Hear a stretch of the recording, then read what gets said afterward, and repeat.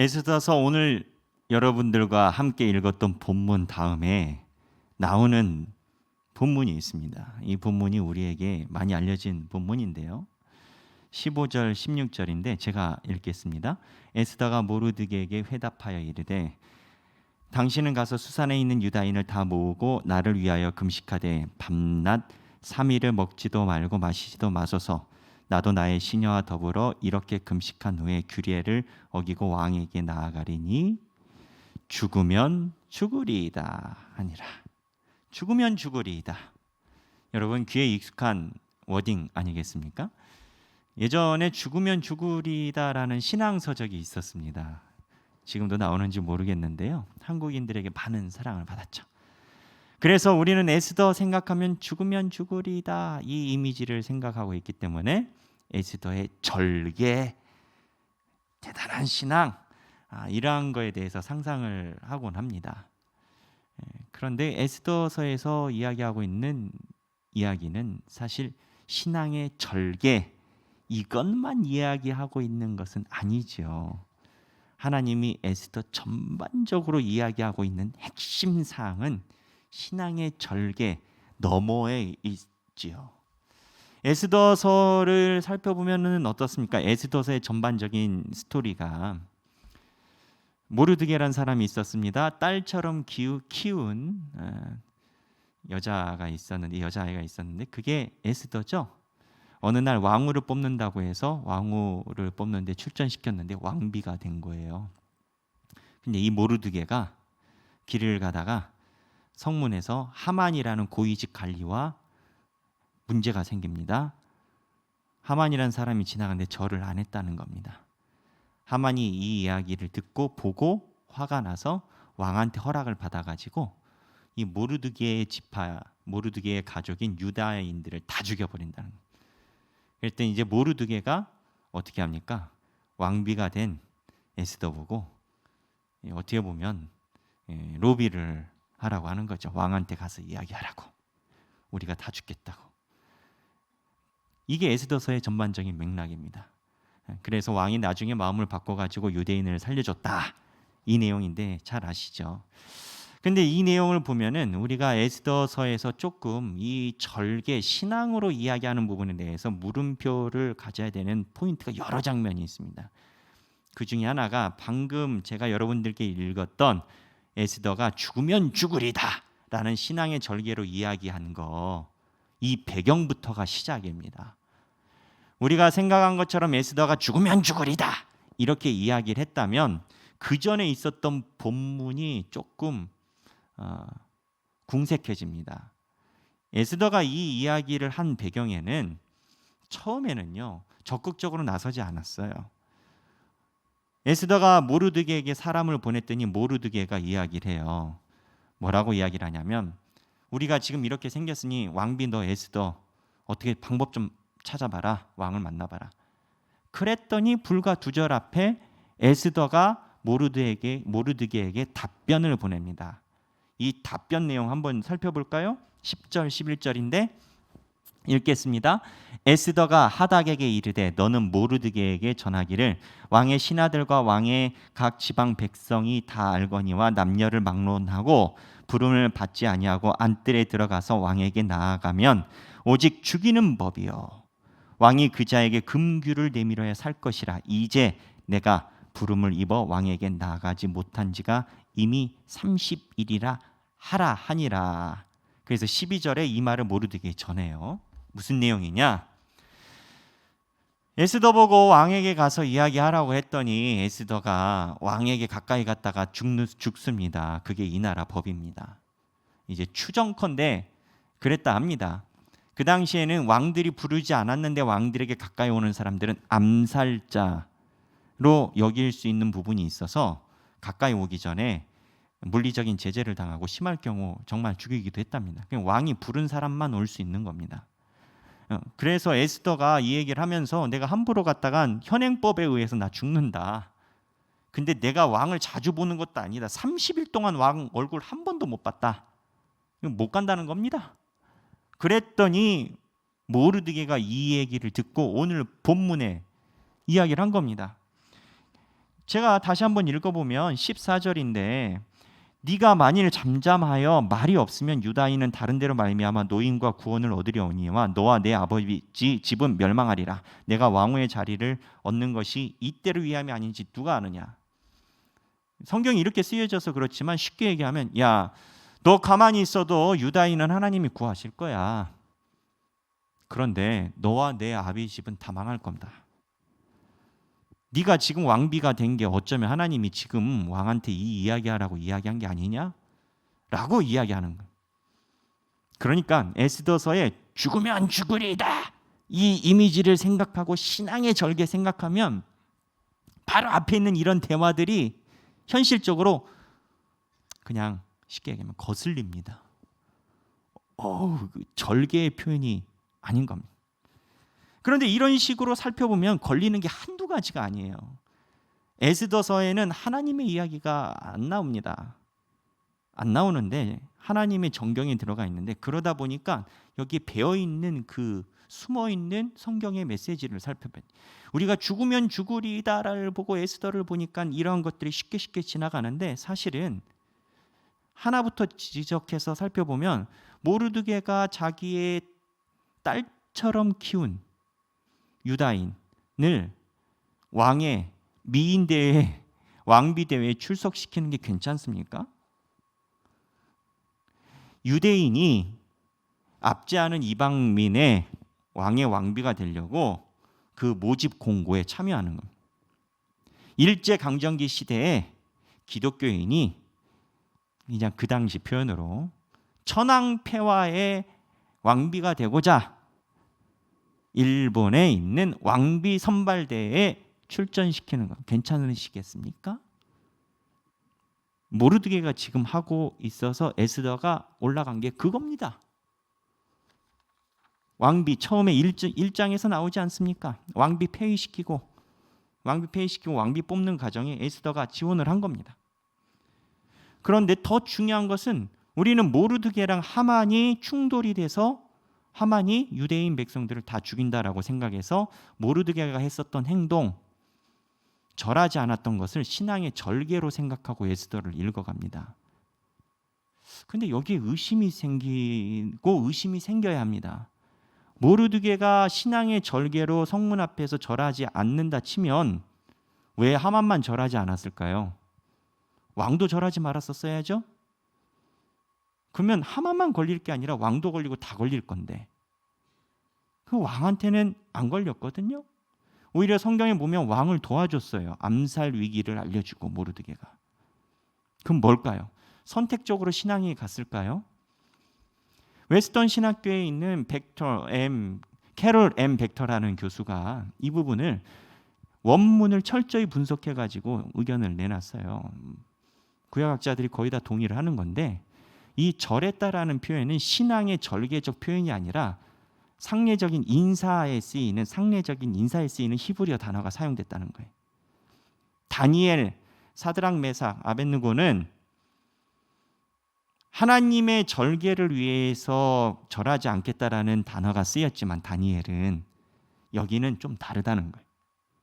무슨 얘기냐? 우리가 추정하고 상상하는 것처럼 모르드게가 신앙의 절개로 절을 안 한 게 아니었다는 거예요. 그럼 왜 절을 안 했을까? 성경에 나옵니다. 성경에 2장 5절하고 3장 1절인데요. 2장 5절을 잠깐 살펴보면 그렇습니다. 에스더 2장 5절 제가 한번 읽어볼게요. 여기 보면 모르드게의 집안이 나와요.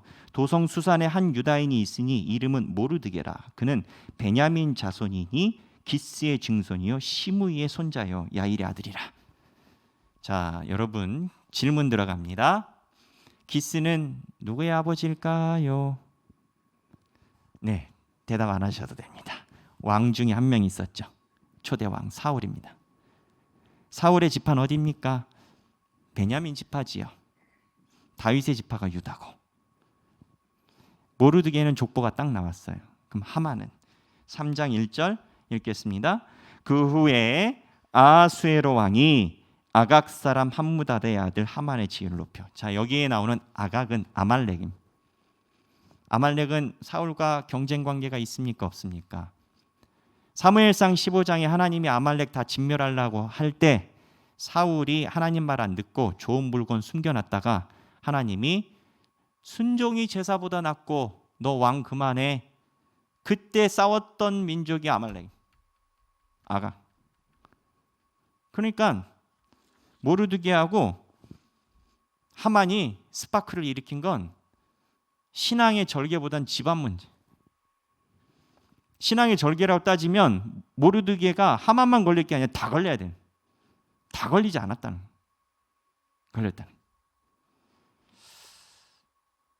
여러분, 이 내용을 제가 예전에 여러분들과 한번 나눈 적이 있어요. 기억하시는 분도 있으시겠지만. 그런데 이 이야기 다음에 이야기를 해야 하기 때문에 어떻게 보면 복습 차원에서 여러분들과 나누고 있는 겁니다. 그러면 이 본문에서 이야기하고 있는 메시지는 무엇일까요? 하나님이 에스더의 절개를 배워라, 신앙을 배워라, 이게 아니면 제가 말씀드린 여러 가지 의문점을 볼 때 하나님이 우리에게 에스더를 통해서 하고 싶은 말씀이 뭘까요? 에스더서는요, 모르드게가 개인적인 개인적인 인간관계, 사적인 것으로 인해서 스파크가 튀겨서 불꽃이 붙어가지고 모든 민족이 위태로워집니다. 근데 모든 민족이 위태로워지니까 결과가 어떻게 되냐면 모든 민족이 하나님만 바라보는 초심으로 돌아옵니다.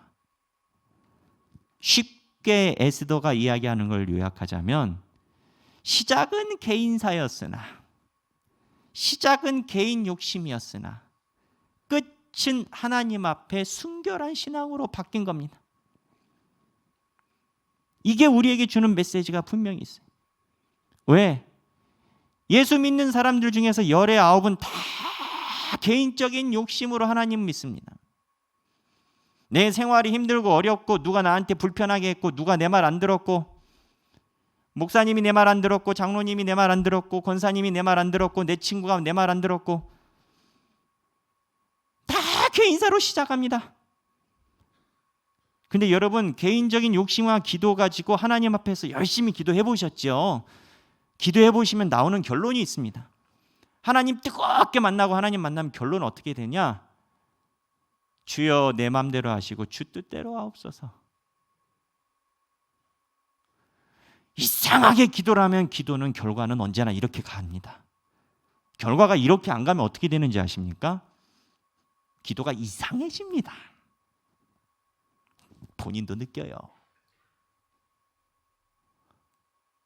그런데 주여 내 뜻대로 하지 마시고 주님의 뜻대로 하옵소서라고 기도의 결론에 이르게 되면 희한하게요, 처음에 문제가 됐던 개인사가 의미가 없어집니다. 처음에는 비바람이 쳐가지고 하나님 내 비바람이 쳐서 너무 힘들어요 라고 시작했는데 기도를 해서 하나님을 만나게 되면 하나님께서 나중에 어떻게 고백하게 됐냐면 주여 내가 비바람이 와도 햇빛이 나를 비춰도 때로는 사망의 음침한 골짜기를 다니더라도 내가 진급이 되더라도 진급이 되지 않더라도 코로나 때 내 가게가 돈을 벌더라도 돈을 벌지 못하더라도 주가 나와 함께 하시면 내 인생 그걸로 족하나이다. 기도가 언제나 이렇게. 근데 이 구조가 저는 매우 비논리적이라고 생각을 합니다. 개인적인 신앙으로 시작했던 이 기도가 주와 함께 하시면 내가 어느 곳에도 가겠나이다라고 기도로 결론짓는 이 논리 구조가요, 아무리 계산해도 이게 잘 안 떨어져요. 여러분들은 되시는지 모르겠습니다만 제가 알고 있는 논리 구조로는 이게 잘 안 연결이 됩니다. 근데 희한한 건 주님 앞에 개인사를 가지고 오면 결론은 하나님, 주님 만남. 에스더서가 이야기하는 건 처음엔 개인사예요. 그런데 하나님 앞에 어려움을 놓고 민족이 이야기하니까 민족이 초심을 갖는 신앙인으로 바뀌었다. 이 에스더서가 그런데 중요한 위치가 있어요. 이 에스더서가 왜 이러한 이야기를 하고 있을까요? 에스더서가 가지고 있는 역사적인 위치예요. 에스더는 언제적 이야기냐? 실제적인 이야기인데요. 이스라엘 백성들이 고레스가 허락을 해줘서 페르시아에서 성전을 재건하러 1차 귀환자가 내려옵니다. 그렇죠? 그리고 2차 귀환자 에스라가 데리고 오는데, 스룹바벨이 데리고 오고 에스라가 데리고 오는데, 그 사이 1차와 2차 사이에 일어난 일이에요. 뭐 역사적으로 연대는 학자별로 왔다 갔다 합니다. 하지만 중요한 건 대전제는 다들 동의하는 게 1차와 2차 사이라는 거예요. 근데 1차와 2차 사이에 이 이야기를 듣는 이스라엘 백성들의 특징이 있어요. 뭐냐? 신앙이 많이 약해지고 기회주의적인 성격을 가진 사람들이라는 거예요. 우리가 생각할 때 하나님의 성전을 지으러 내려간 사람들은 신나서 내려갔을 거라고 생각을 하죠. 하지만 역사적으로 보면 꼭 그러진 않았어요. 도성에 살았던 사람들, 페르시아의 수도에 살았던 사람들은요, 정말 잘 살았대요. 유대인들이 원래 돈 잘 벌지 않습니까? 똑똑해서. 그래서 심지어는 이 다음에 느헤미야 보십시오. 유대인인데 최고위 관직까지 올라갑니다. 유대인들이 실제적으로 공직에 많이 진급을 했고 경제적으로도 많이 여유가 생겨서 70년 동안 페르시아 안에서 제법 상류층이 됐다는 거예요. 먹고 살만하다는 거예요. 근데 이 사람들이 먹고 살만하다니까 세상에 휩쓸려서 세상 기준으로 오락가락하는 거예요. 1차 포로 귀환에서 성전을 짓자라고 내려가는데, 성전을 짓자라고 내려가는 그 무리들과 같이 안 간 사람들이 이분들이에요. 에스더서에. 이분들은 먹고 살만하니까 굳이 성전지로 그 황무지가 된 본토로 가고 싶은 마음이 없는. 그리고 아까 이야기했던 미인대회든 뭐든 이방인들과 피를 섞지 말라는 율법은 온데간데도 없고 유명세를 달리하는 신앙만 혼합적으로 형성되기 시작했다. 근데 하나님이 여기서 승리하신. 어떻게 승리하셨어요? 확 휘저어버립니다. 자기네들이 원하는 개인사, 본인들이 왕비가 되고 싶은 세상, 부귀영화, 출세하고 싶은 거 다 허락해줘. 근데 하만 때문에 문제가 생겨. 근데 하만이 딱 보니까 불편하니까 민족 전체를 문제 삼아버리고 왕한테 허락을 받습니다. 왕한테 허락받는 것도 희한한 거예요. 학자별로 이견이 있습니다만 대부분 이스라엘 백성들이 이때 거주했던 사람들이 10만 명이 넘었을 것으로 추정을 합니다. 10만 명을 한 번에 다 죽여버리겠다. 성공했으면 고대 사회 홀로코스터 될 뻔했습니다. 근데 이스라엘 백성들이 이런 사정이 되니까 세속적인 신앙과 성전을 지러 내려가는 거에 대해서 전혀 관심 없던 사람들이 주만 바라보게 되는 거예요. 왜? 왕의 명령으로 최고의 관리가 움직이니까 로비할 데도 없어요. 만만치 않아요. 세상에 의지할 방법이 없어. 돈 가지고 안 돼. 힘으로 안 돼. 그냥 남는 것만. 하나님만. 코로나 때문에 어려운 가정들 많습니다. 그리고 우리가 교회 와서 위로받는다라고 이야기하지만 위로받아야죠. 하지만 그 위로의 근원을 살펴보면 사실 우리도 다 개인사입니다. 저도 그렇고요. 내가 속상하냐 속상하지 않느냐란 문제지 교회가 또는 원칙이 맞냐 안 맞느냐는 전혀 관심이 없어요. 내가 마음이 편하냐 편하지 않느냐가 우선이지 나머지는 관심. 개인사 아닙니다. 나한테 잘해주면 좋은 분이고 나의 관심이 없으면 무관심한 분이고 서운한 소리 하면 나쁜 사람이에요. 성도들 안에서도 이러한 논리가 쉽게 있습니다. 성도들 간에. 그런데 속상하면 어떻게 합니까? 하나님께 기도합니다. 하나님께 기도 열심히 해보십시오. 안 하시면 모르겠지만 나중에 그게 벗겨집니다. 그리고 하나님이 유일한 나의 동행자시고 주가 함께 하시면 그렇게 기도가 바뀝니다. 에스더를 통해서 이스라엘 백성들이 세속적인 신앙을 가진 거 하나님이 확 흩어져 버리십니다. 그리고 하나님만 바라보게 끌어가십니다. 그렇다면 제가 여러분들과 집중적으로 묵상하고 싶은 부분이 이제 나오는데, 하나님이 어떻게 흐트러 놓냐 이겁니다. 하나님이 어떻게 개입하시냐 이겁니다. 에스더서가 분명히 이야기를 하고 있습니다. 우리는 에스더서에 하나님의 전대적인 역사가 하나도 등장하지 않는다는 것을 알아야 됩니다. 하늘에서 불 안 떨어져요, 엘리야처럼. 근데 왜 에스더서가 성경에 있는 정경 캐논으로 들어와 있냐 이겁니다. 에스더서가 말하는 게 분명히 있습니다. 이방의 속국으로 있을 때 하나님의 역사를 대놓고 드러내지 못하는 그 사회, 세상 속에서 기독교인이지만 세상의 법대로 돈을 벌어야 되는 그 사회, 그 자리에서 하나님이 분명히 계시다는 거예요. 근데 하나님이 계신 게 두 가지 특징이 있는데, 첫째, 절대 안 보인다는 거예요. 두 번째, 안 보이지만 보이지 않는 손으로 하나님이 세세히 간섭하고 계시다는 거예요. 에스더서에서 하나님이 세세히 간섭하고 계시다라는 것을 에스더서는 지속적으로 암시합니다. 하나하나 살펴볼까요? 다 살펴볼 수는 없습니다만, 처음에 왕비 뽑힐 때 그렇습니다. 하나님은 어떻게 보면 큰 계획을 가지고 계셨습니다. 왕비 뽑는 거 하나님께 사실 불편하실 수도 있습니다. 근데 하나님이 왕비가 되게 해주셨어요. 우리는 그냥 왕비가 되니까 됐나 보다라고 생각하지만, 유명한 역사학자, 일반적인 역사학자로 분류되는 요세푸스 말에 의하면 그때 왕비의 경쟁률이 1400대 2. 1400대 2. 이게 실제로 있었던 일입니다. 이 아닥사스다라는 이 왕, 아수에로라는 이 왕, 크세르라고 기록되어 있는 그 왕인데, 실제로 이 왕비를 뽑았던 과정이 있어요. 1400대 1인데 에스더가 뽑혔어요. 근데 너무 신기한 게 뭔지 아십니까?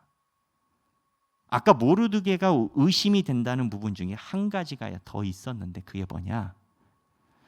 자기가 딸처럼 키우는 에스더를 미인대에 출전시키면서 유다인인 것을 절대 이야기하지 말라고.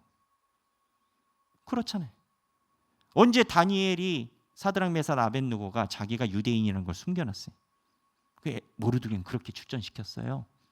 세속적으로. 근데 유다인이라는 걸 숨긴다는 의미는 본인들의 집안 배경에 대해서 감점사항이 있다라고 생각을 한 겁니다. 근데 유다인이라는 것을 숨기고 미인대에 출전을 시켰는데 에스더가 뽑혔어요. 우리는 이렇게 생각합니다. 정말 이뻤나 보다. 근데 여러분, 이쁘다는 거는 주관적이에요. 물론 뭐 기본적인 건 있지 않습니까? 그래요, 기본적인 거 인정합니다만, 그 중에 1등을 뽑으라면 다 주관적이에요. 그러니까 우리가 다 가정을 이루고 계신 거 아니겠습니까?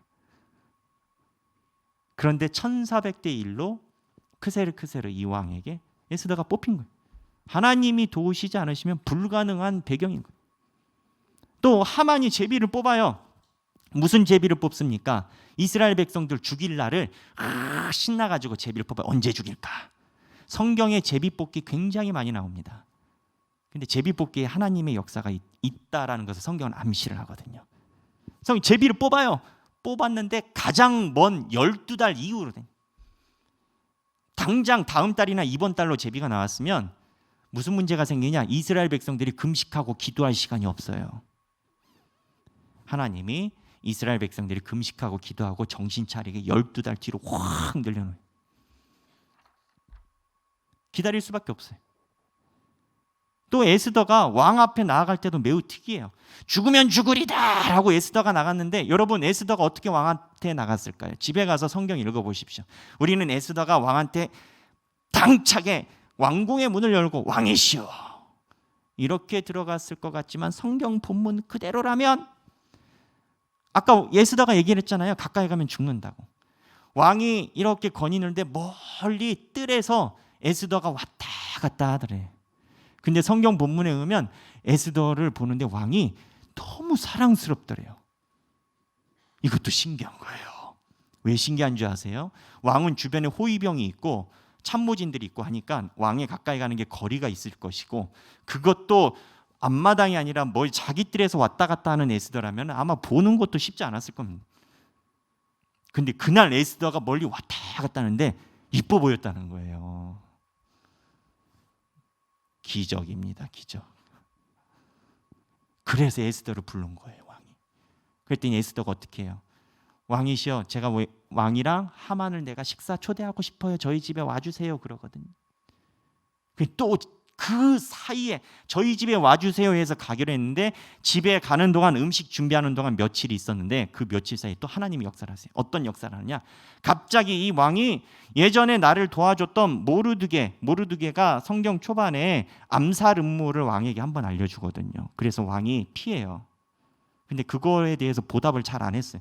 이게 생각이 난 거예요. 책을 읽다가. 이 크세르 왕이 얼마나 독특한 왕이냐면 여러분 영화 300 아시죠? 스파르타 해가지고 한 10년 전에 역대 사상 가장 적은 의상비가 들고 많은 돈을 벌었다는 남성분들이 몸이 좋아가지고 굉장히 변덕스러운 왕이거든요. 제가 아무리 그 왕을 봐도 책 많이 볼 왕처럼 보이진 않아요. 근데 책왕 본 거예요.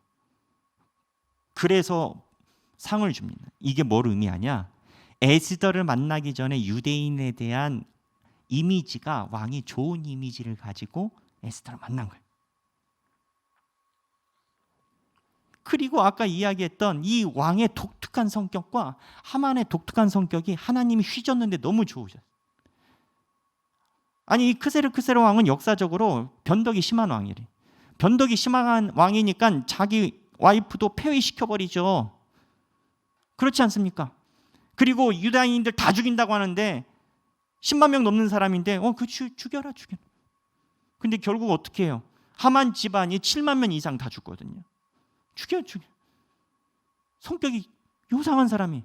하만도 마찬가지예요. 모르드게랑 불편하면 모르드게만 혼내면 될 것인데 이상하게 성격이 과하게 오버해가지고 모든 민족을 다 건드리는.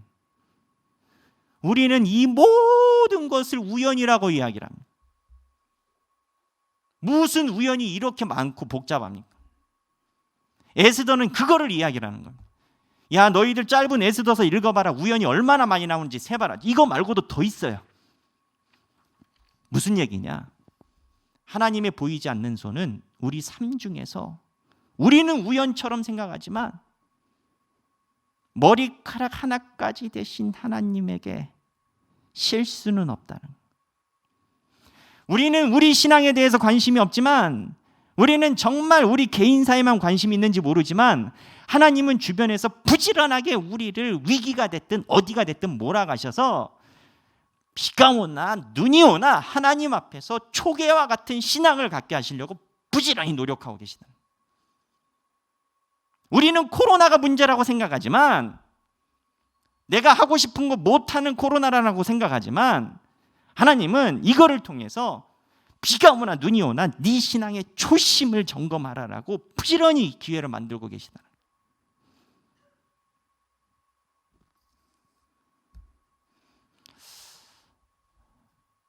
여러분들은 에스더의 이야기를 읽으면서 마음속에 어떠한 생각이 드십니까? 저는 하나님이 이렇게 우리와 직접적으로 하나부터 열까지 관계하시고 계시다라는 메시지가 저에겐 희망입니다. 악하게 사는 사람들에겐 이게 절망일 겁니다. 하나님이 다 꿰뚫어 보고 계시니까. 하지만 여기 예배드리고 계신 모든 분들에게는 저는 이게 분명히 희망일 거라고 믿습니다.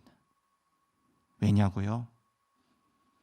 하나님이 언제나 내 곁에서 떠나지 않고 계시다를 이야기를 하고 있습니다.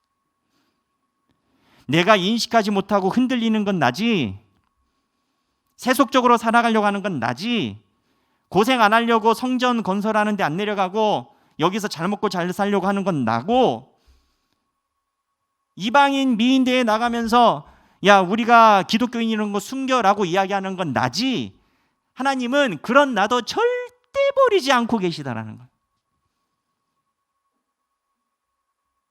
이게 불임절입니다. 불임절의 의미가 타지에 있어도 하나님이 우리 구원해 준다는 거예요. 우리가 세상 속에 있어도 하나님이 우리 신앙을 놓지 않고 계시다는 거예요. 여기 계신 모든 분들이 세상 속에서 살아가면서 내가 느끼지 못하는 그 순간에도 역사하는 하나님의 돌보심과 하나님의 그늘을 느끼시고 그 안에서 절망이 아니라 희망을 느끼시는 저와 여러분이 되기를 바랍니다. 제가 여러분들과 찬양하고 싶은 찬양이 있습니다. 가사가 그래요. 하나님은 너를 지키시는 자, 너의 오른쪽에서 그늘 되신다는 겁니다. 낮의 해와 밤의 달도 너를 해치 못한다는 겁니다. 그 내용을 모르고 가사를 보면 참 기독교인들은 망상이 심하다 할 겁니다. 도대체 그늘이 무슨 하나님의 돌보심이고 낮의 해와 밤의 달은 어차피 있는 건데 감정이입을 무슨 과하게 그렇게 하느냐. 그거는 예수 안 믿는 사람들이 할 수 있는 접근이고요. 우리는 머리카락까지 다 세신받으신 하나님의 인도하심을 믿는 사람입니다. 에스더서에서 하나님이 확실한 역전승을 하신 것은 우리가 먹고 사는 거 좋고 이대로 잘 출세하겠으니 건들지 마라고 하는 이스라엘 백성, 너희들이 성전 재건하는데 우린 관심도 없어, 우리 여기서 제법 잘 살아 라고 하는 그 이스라엘 백성을 하나님이 확 휘저어놔서 주여 주님만 있으면 모든 민족을 다 바꿔놨어요. 에스더가 없었으면 2차 성전 귀환은 가는 숫자가 엄청나게 적었을 겁니다. 하나님이 이 부흥운동을 일으키셔서 2차 성전 귀환이 숫자가 어마어마하게 많아집니다. 여기 계신 모든 분들이 하나님이 나의 우편 되시고 하나님이 내 삶을 인도하시는 고백으로 에스더처럼 살아가시기를 바랍니다. 하나님께 찬양 드리겠습니다.